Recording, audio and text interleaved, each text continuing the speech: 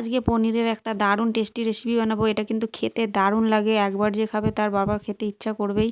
তো এখানে আমি ক্যাপসিকাম টুকরো করে কেটে নিয়েছি আর টমেটো টুকরো নিয়ে নিলাম, আর এখানে নিয়ে নেবো পেঁয়াজের টুকরো, ঠিক এইভাবে কেটে নিতে হবে।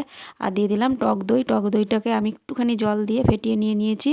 আর এখানে দিয়ে দিলাম আদা আর রসুনের পেস্ট, আর দিয়ে দেবো কাঁচা লঙ্কা বাটা, আর দিয়ে দেবো ভাজা ধনে জিরের গুঁড়ো।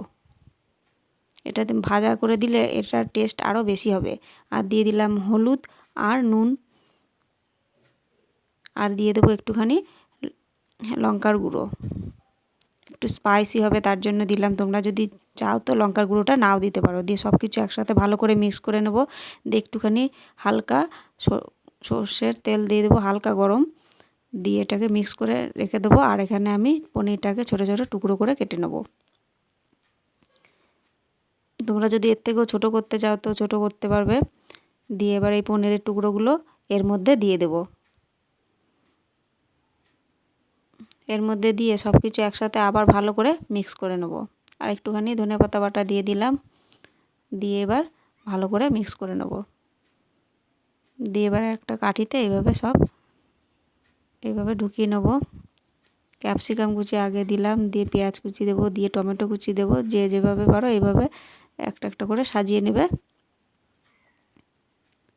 আবার আমি দিয়ে দিচ্ছি এখানে টমেটো, তারপরে পেঁয়াজ দিলাম, তারপরে ক্যাপসিকাম দেবো। এইভাবে একটা একটা করে দিয়ে দিলেই সুন্দরভাবে তৈরি হয়ে যাবে।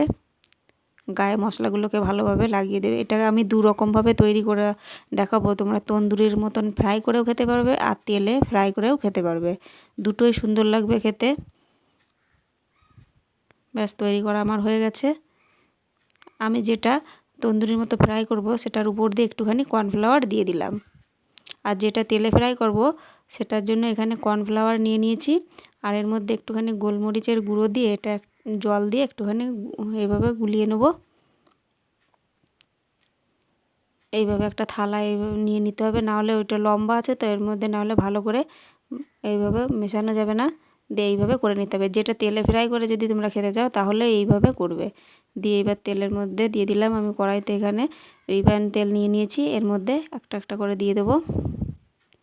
দিয়ে এবার এটা হালকা আছে ভেজে নিতে হবে। আরেকটা দেখাচ্ছি, যেটা আমি কর্নফ্লাওয়ারটাকে উপর দিয়ে ছড়িয়ে দিয়েছিলাম, একটা এবার উল্টে দিচ্ছি।